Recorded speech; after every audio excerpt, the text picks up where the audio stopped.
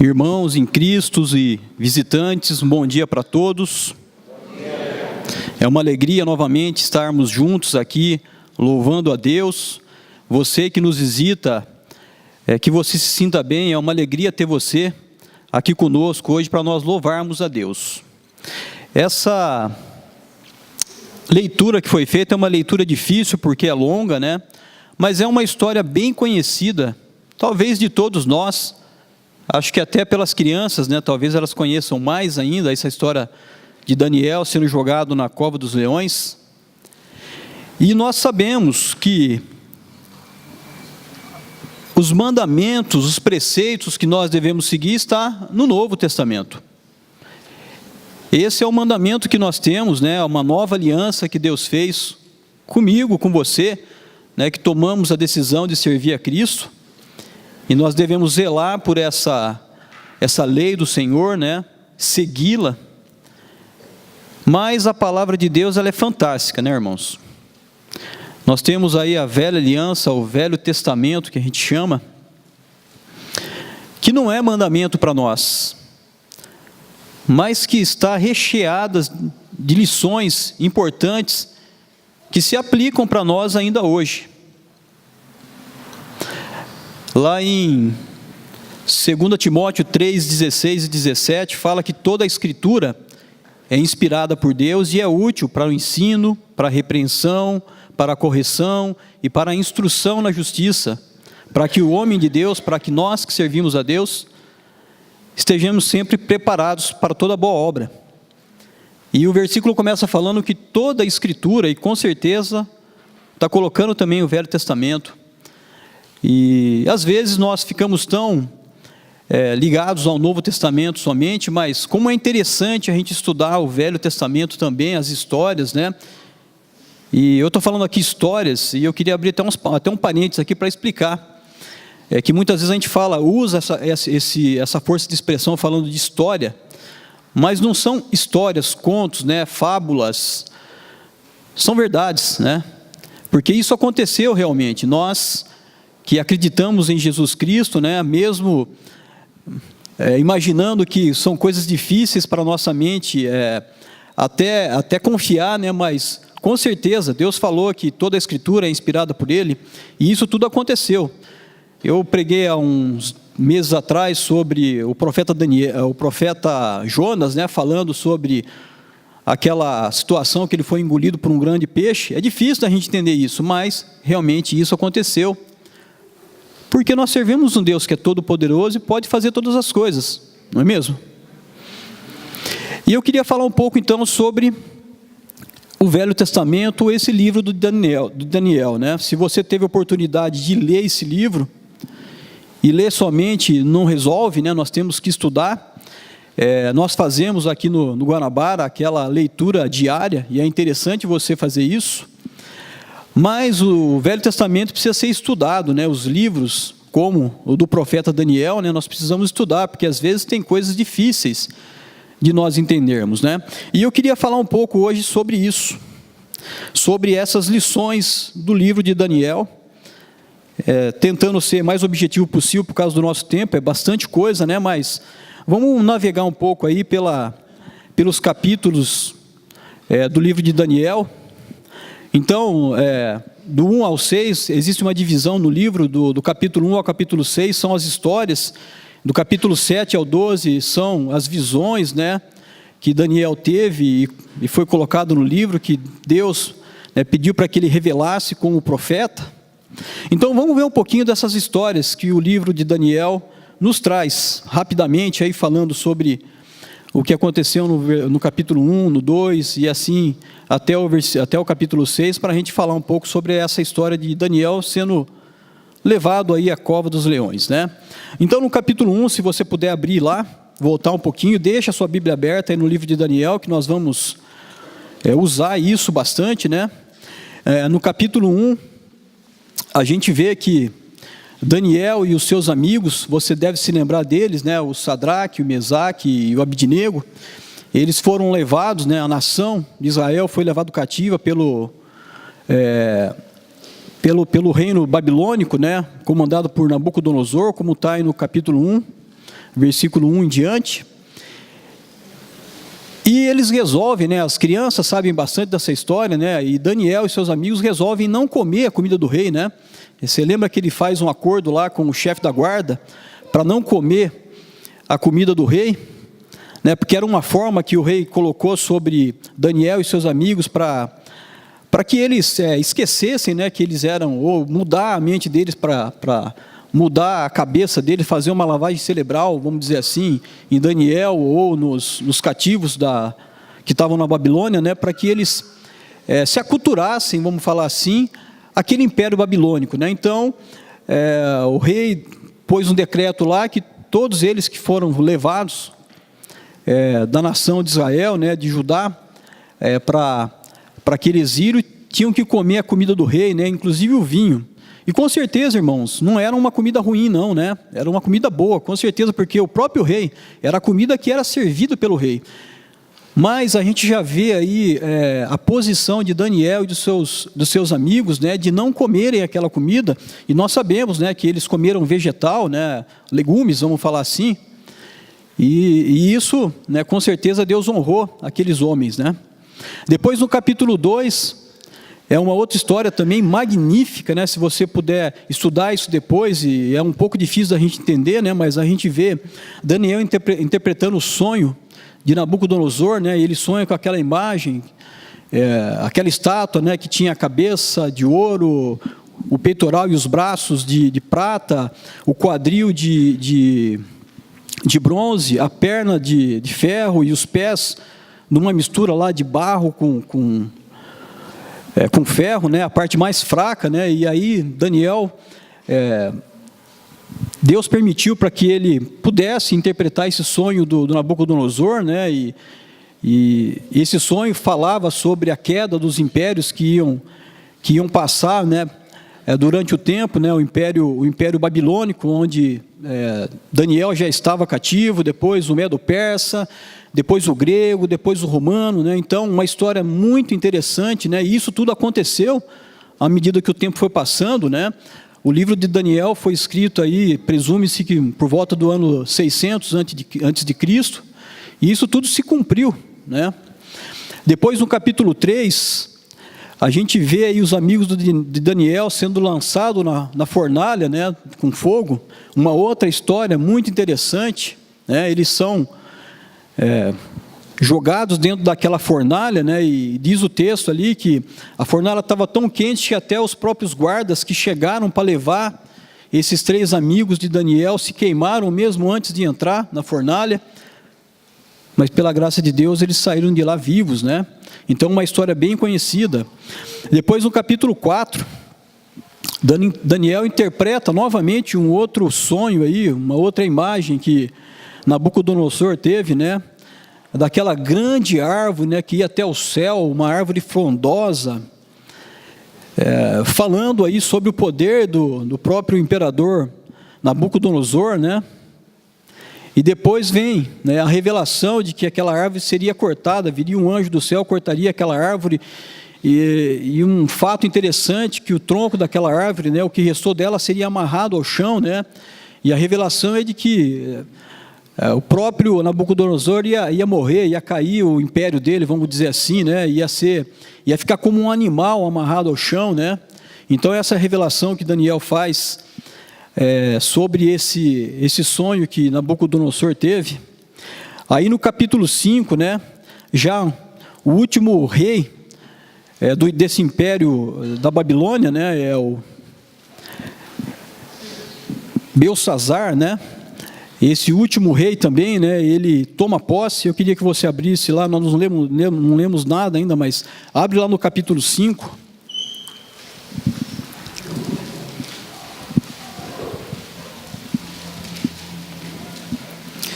Capítulo 5, versículo 1. Vamos ler um pouquinho também, né? Só estou falando aqui por causa do nosso tempo, mas vamos ver um pouquinho, um pedacinho do capítulo 5 aí, desse último rei da Babilônia. Então diz o texto aí, Daniel capítulo 5, versículo 1, certa vez o rei Belsazar deu um grande banquete para 1000 dos seus nobres, e com eles bebeu muito vinho. Então Beltsazar bebia vinho, deu ordens para trazerem as taças de ouro e as de prata, e os seus predecessor Nabucodonosor tinha tomado do templo de Jerusalém, né? Então Beltsazar resolve fazer uma festa lá, dar um banquete lá, usando os utensílios que foram trazidos lá de Jerusalém, né? A primeira vez que Nabucodonosor invadiu lá, sitiou Jerusalém, e foi nessa primeira incursão que Nabucodonosor fez, que ele trouxe esses utensílios do templo de Deus, né? Juntamente com Daniel e seus amigos, e esse rei resolve fazer uma festa, né? Usando esses utensílios, né? E com certeza Deus não se agradou disso, né? E se você ler o capítulo 5, o que aconteceu, né? Enquanto ele estava lá fazendo a farra dele lá com aquelas pessoas, usando os utensílios de Deus, aparece lá uma mão escrevendo na parede, né? Algumas palavras, e aí Daniel vai interpretar aquilo lá também para aquele rei, né? Que era a morte daquele rei, e isso acontece num dia só. Se você ler o capítulo 5, aí você vai ver que aquele rei é morto depois, né? E aí vem o segundo império, né? O Medo-Persa, aí no capítulo 6, vamos lá para o capítulo 6, a gente falar um pouco sobre isso. Vira a página aí, olha o final do capítulo 5, olha o versículo 30, né? Só para a gente entender o final aí do que aconteceu com aquele rei Beltsazar, né? Naquela mesma noite, Beltsazar, rei dos babilônios, foi morto, e Dario, o Medo, apoderou-se do reino com a idade de 62 anos. Então, naquela mesma noite, aquele rei foi morto, né?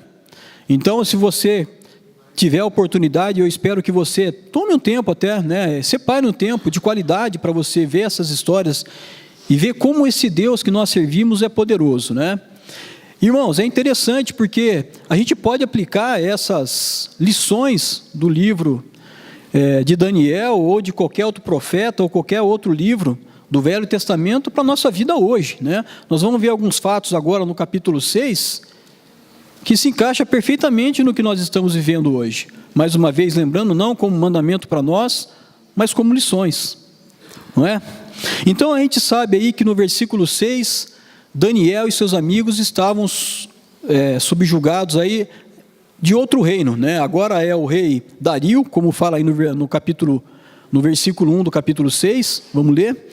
Dario achou por bem nomear 120 sátrapas para governar todo o reino, né? Então a gente vê que Dario agora era o rei que estava sobre o comando do mundo, tá? Não só da nação de Israel, né? Porque a nação toda já estava cativa lá nessa região, mas o mundo inteiro, né, era governado por essa nação medo-persa, né? E Dario era o rei naquele momento. E olha, vamos ver algumas lições que nós podemos tirar para nós hoje, desse capítulo 6 aqui de Daniel, né, irmãos? Então vamos ler do capítulo 6, do versículo 1 até o 3, nós já lemos um pedaço, mas vamos ver o que estava acontecendo. Lembrando que Daniel e seus amigos, né, os três lá, o Sadraque, o Mesaque, Abidineu, que tiveram até os seus nomes mudados, né, por Nabucodonosor. Esse não era o nome deles, né? Eles chamavam Azarias, Ananias, e eu não me lembro o nome do outro aqui, mas eles tiveram o nome mudado até, né? Mas é interessante que eles estavam cativos, eles eram escravos nessa região, não estavam lá em Jerusalém, na terra deles, né? Mas vamos ver um pouquinho disso daí também. Então, capítulo 6, versículo 1. Dario achou por bem nomear 120 sátrapas para governar em todo o reino. Versículo 2. E colocou 3 supervisores sobre eles, um dos quais era Daniel. Os sátrapas tinham que prestar conta a eles para que o rei não sofresse nenhuma perda. Versículo 3. Ora, Daniel se destacou tanto entre os supervisores e os sátrapas, por sua grande qualidade, que o rei planejava colocá-lo à frente do governo de todo o império. É interessante pensar isso, né, irmãos? Aquele homem tomou posse lá da nação, do comando da terra toda, né? Era a superpotência do momento. O rei Dario, né, com aquele império Medo-Persa, e logicamente para auxiliar ele, como em qualquer governo hoje acontece, né? Em qualquer nação. E interessante que ele escolhe 120 sátrapas, né? Talvez fossem aí prefeitos, vamos dizer assim, né? E mais 3, vamos chamar de governadores, né? Quando ele fala aqui, que ele escolheu 3 supervisores. E um deles era Daniel. Era um cativo. Era um homem que não era daquele povo, daquela nação.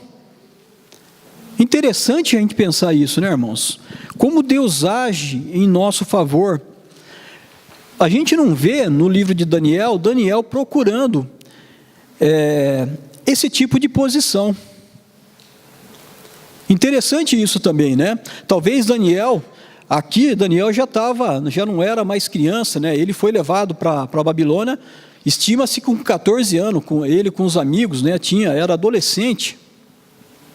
Mas o tempo já tinha passado, Daniel já era 80 anos aí, aproximadamente, mas ele foi levado pelo rei, né? Foi colocado pelo rei aí com os 80 anos, quer dizer, ele já conhecia alguma coisa. Talvez Daniel pudesse pensar assim, bom, se com o rei Nabucodonosor eu tive, vamos falar assim, posses, né? Porque lá, se você ler do capítulo 1 até o 5, 6, você vai entender que Nabucodonosor tinha uma estima por Daniel, né? Pela revelação dos sonhos, e sabia, né, que Daniel era um homem de Deus, né? Você vai perceber isso na leitura. E aqui também, irmãos, talvez Dario pensou a mesma coisa, né? Vou colocar Daniel porque ele é uma pessoa que é influente, né? Tem um Deus todo-poderoso. A gente vai ver que Dario também reconheceu o poderio do Deus do Daniel, não é mesmo? Mas é interessante pensar que o pensamento de Dario era colocar Daniel como primeiro-ministro, vamos falar assim, a segunda pessoa em poder naquele reino. Era o desejo do rei. Irmãos, que lição boa para nós, né? E Daniel nunca procurou isso, a gente vê nos textos. Normalmente, quando a gente tem essas possibilidades, né? Nós talvez queremos um pouco mais, e não é errado, né, irmãos? Nós crescermos, vamos falar assim. Mas o interessante aqui é que Daniel não queria se misturar com aquele povo. Ele não queria comer a comida do rei. Ele estava lá porque era obrigado. Mas ele não queria se misturar com aquela nação. Né? Claro, ele estava tirando proveito disso, né? E isso com certeza o ajudou bastante. O fato dele estar vivo, possivelmente foi por causa disso, né? É claro que Deus estava com ele, mas a gente sabe que quando um império ele tomava um outro império, as primeiras pessoas que eram mortas eram aquelas que estavam no poder, e isso não aconteceu com Daniel. Mas lição para a nossa vida hoje, irmãos.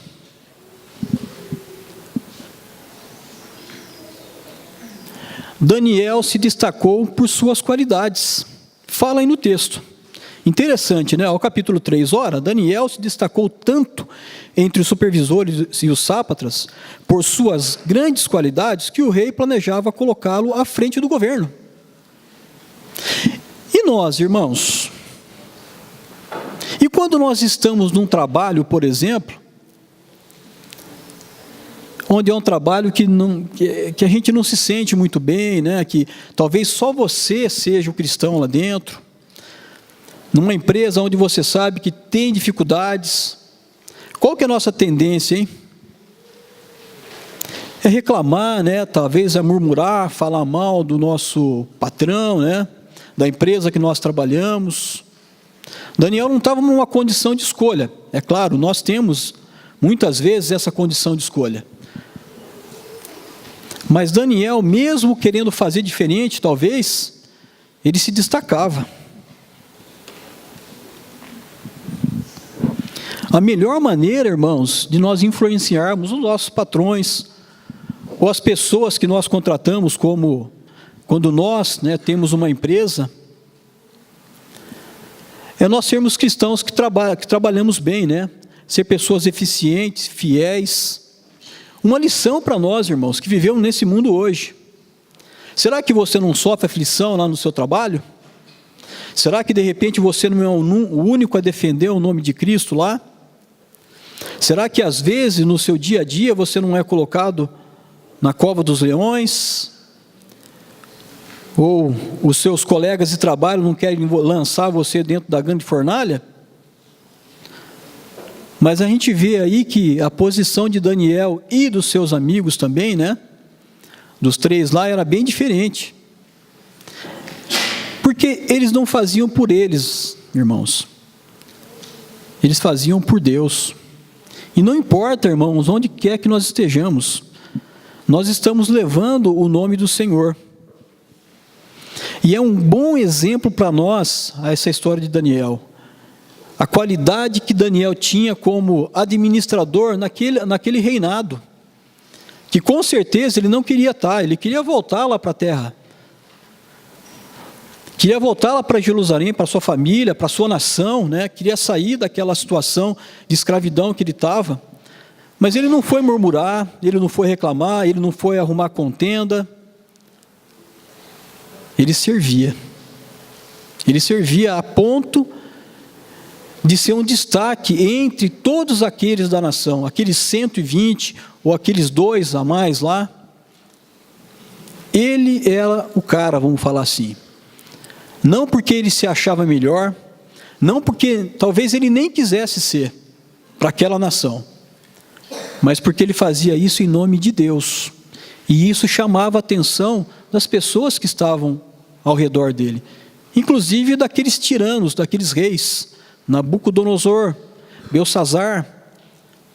Interessante isso, irmãos? Uma boa lição para nós hoje. Mas nós temos oposições também. Olha aí o versículo 4. Diante disso, os supervisores, os sátrapas, procuraram motivos para acusar Daniel em sua administração governamental. Mas nada conseguiram. Não puderam achar nele falta alguma. Pois ele era fiel, não era desonesto, nem negligente. Então aqueles 122, que eram os 120 sátrapas, mais os 2 que sobraram lá dos supervisores, viram que Daniel se destacava. Vamos procurar alguma coisa aí para derrubar esse Daniel aí, porque ele vai tomar posse de tudo, como ia mesmo, como fala aí no capítulo, nos versículos de 1 a 3, que o rei já estava pensando em colocar ele numa posição mais alta. E aí, eles resolvem procurar alguma coisa, Vamos dar uma olhada aí como é que está as finanças de Daniel. Vamos ver se ele não está recebendo algum benefício. Vamos ver se Daniel não comprou algumas casas, alguns apartamentos, um sítiozinho em algum lugar, não é? Então foram procurar alguma coisa aí, para ver se pegava Daniel em alguma falcatrua.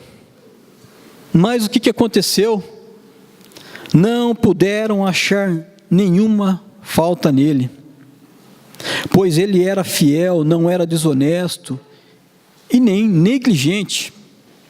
E a palavra negligente aí, irmãos, chama atenção, Daniel não era desonesto, nem negligente.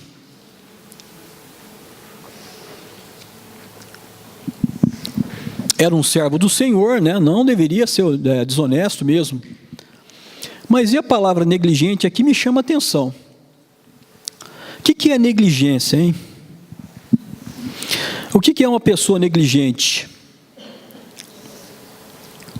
É uma pessoa que não toma cuidado, vamos falar assim na nossa linguagem hoje, que faz vista grossa, faz de conta que não viu, sabe, quando a gente vê uma coisa errada, mas passo longe, porque fazer de conta que nem estou vendo, não quero me comprometer, não.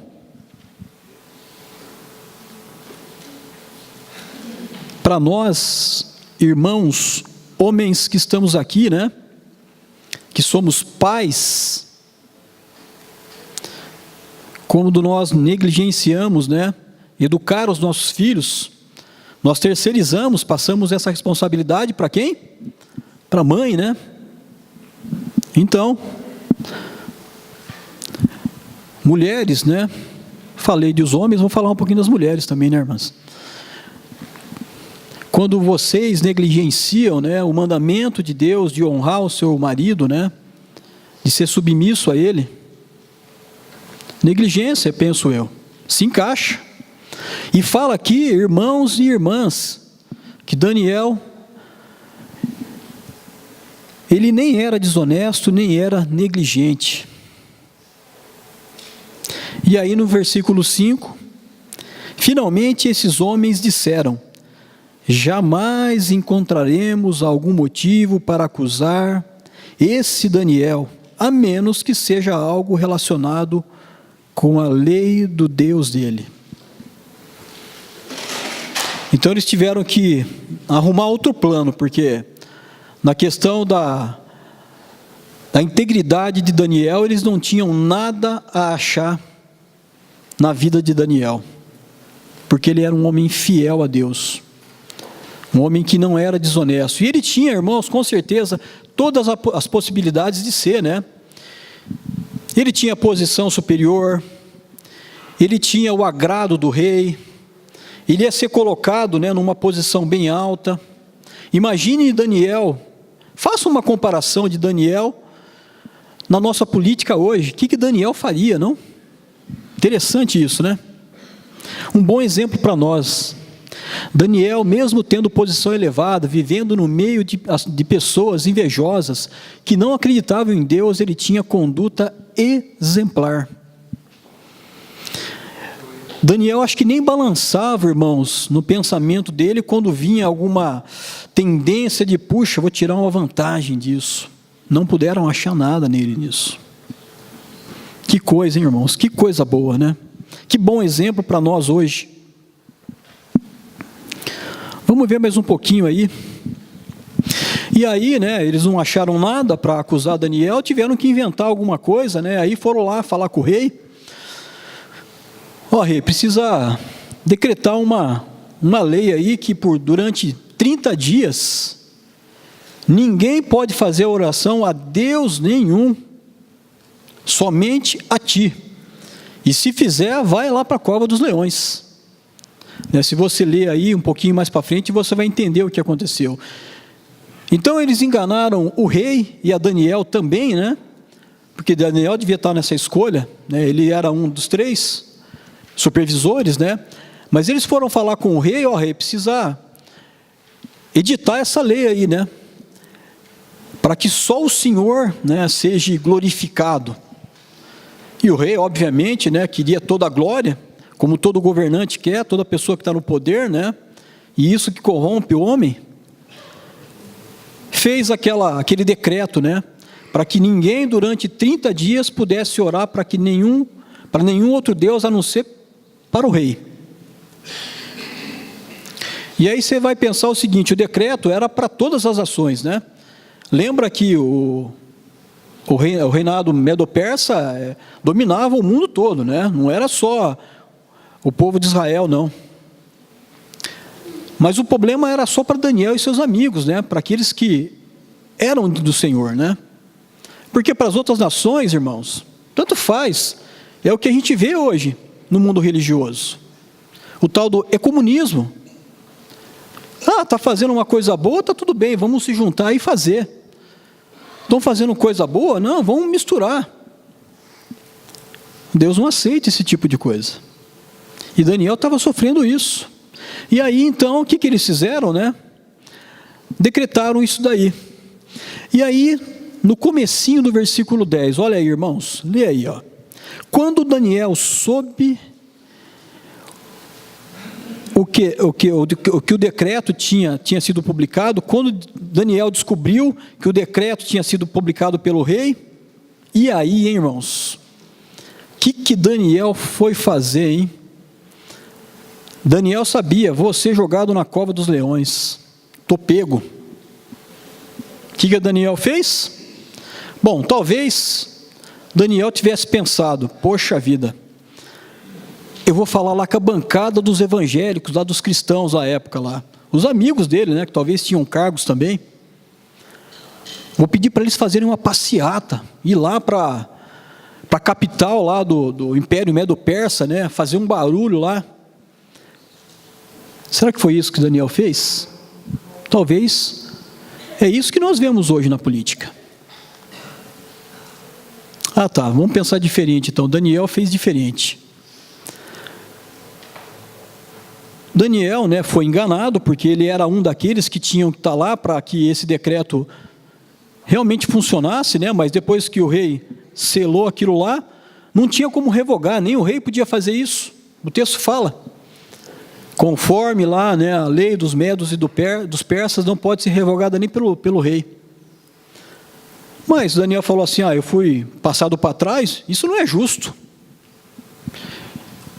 Eu vou entrar com recurso lá no STF-MP, Supremo Tribunal Federal lá dos Medo-Persa.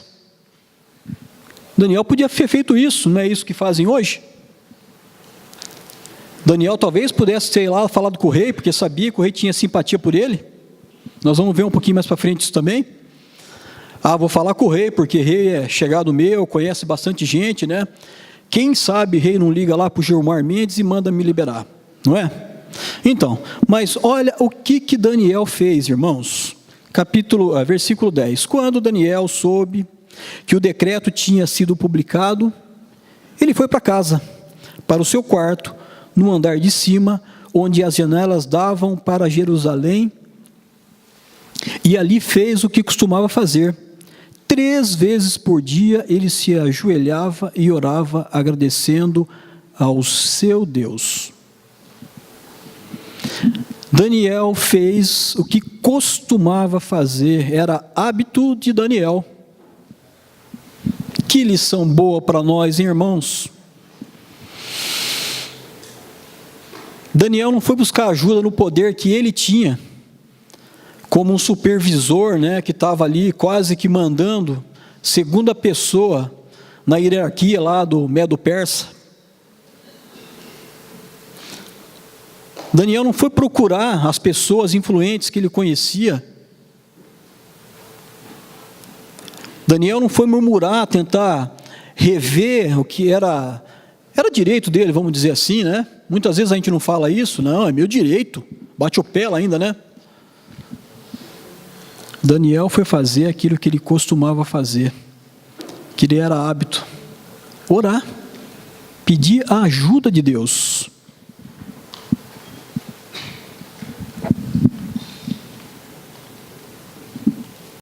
Daniel se viu lá em situação de ser lançado naquela cova, irmãos, ele foi procurar a ajuda do Senhor, porque ele sabia que só em Deus ele acharia ajuda. E muitas vezes, irmãos, nós queremos fazer as coisas por nós, pelo nosso poder, pela nossa influência. Olha que boa lição para nós hoje. Daniel procurou a ajuda de Deus. Vamos ver mais um pouquinho, irmãos. Eu falei aqui que Daniel, ele era uma pessoa que chamou a atenção daqueles governantes, daqueles reis, né? Olha, por exemplo, o versículo 14. Então, quando Daniel ficou sabendo que ia ser lançado naquela cova dos leões, né? Isso não tinha como ele mudar.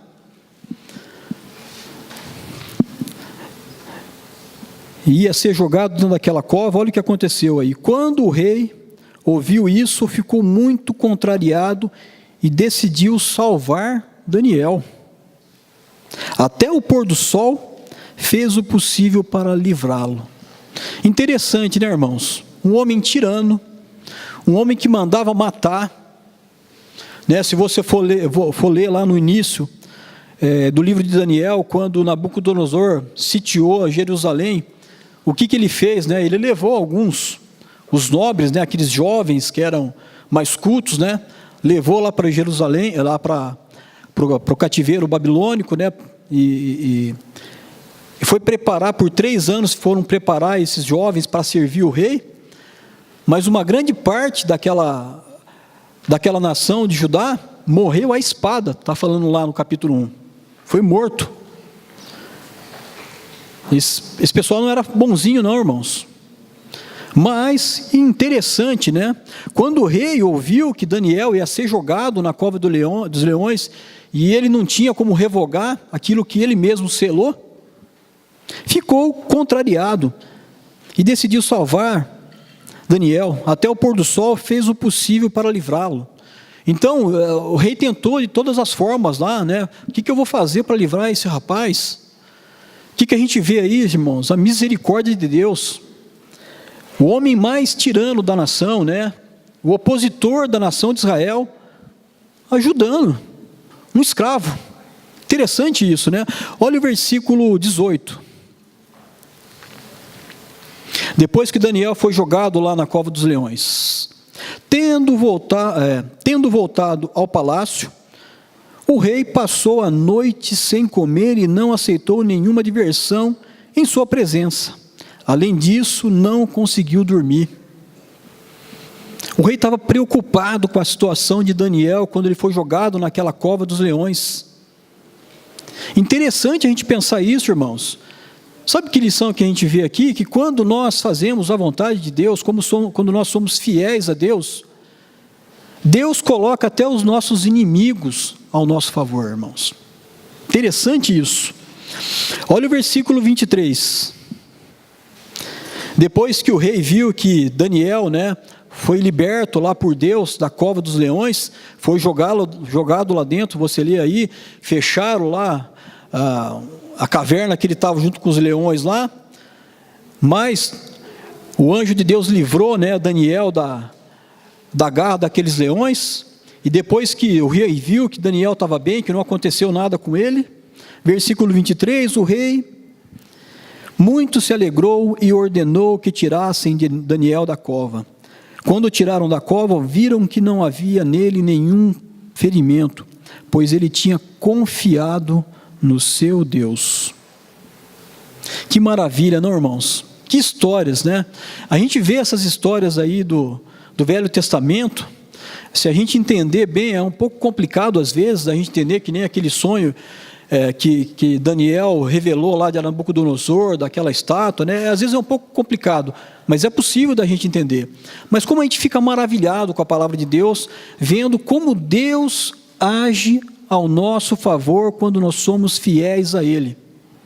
Nós não vemos aqui, irmãos, nessa história de Daniel, aqui do capítulo 1 ao capítulo 6, Daniel dando nenhuma escorregada, irmãos. Deus estava com ele em tudo. E é interessante, irmãos, a gente pensar que hoje não é diferente para nós, não. Pensa na situação política que nós estamos vivendo nesse país.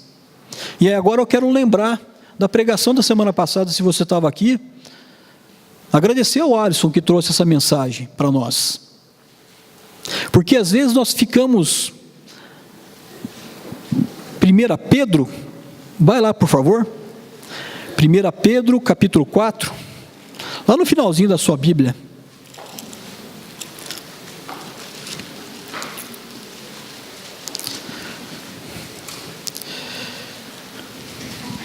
Primeira Pedro capítulo 4,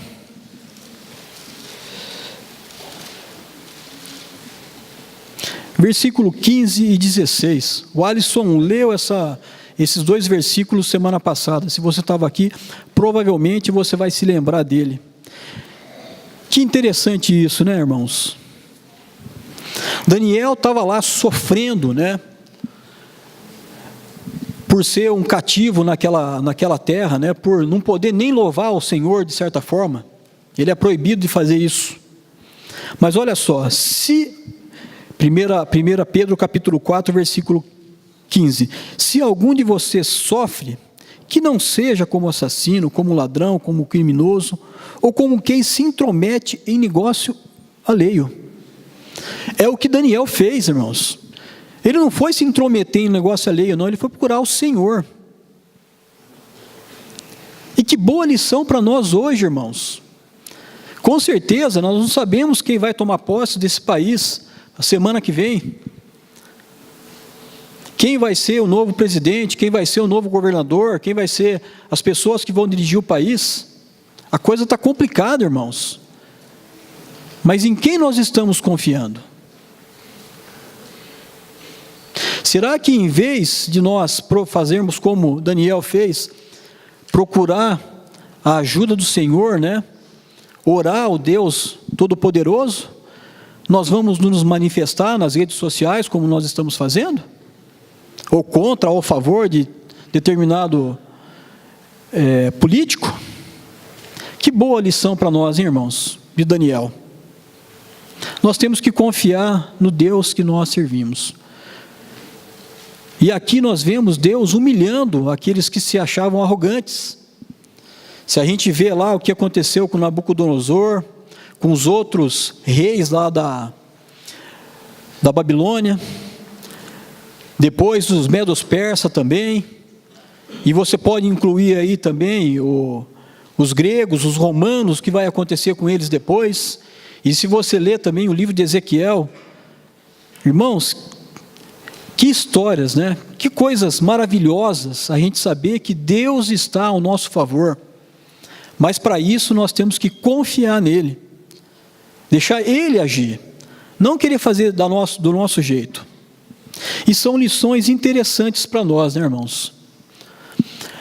Daniel era estimado muito pelos reis, não só pelo rei Dario. Aqui a gente vê como o rei ficou entristecido com isso, apesar de não ter adiantado nada, né, nem para Nabucodonosor, nem para Dario, né? A gente vê aí que eles, né, morreram. Mas que interessante isso, né, irmãos?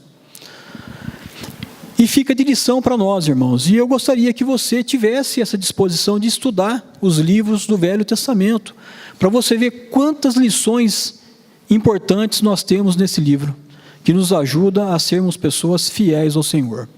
Que Deus nos ajude a nós termos essa mesma atitude, a nós confiarmos nesse Deus Todo-Poderoso, mesmo que nós estejamos aí numa situação complicada no nosso país.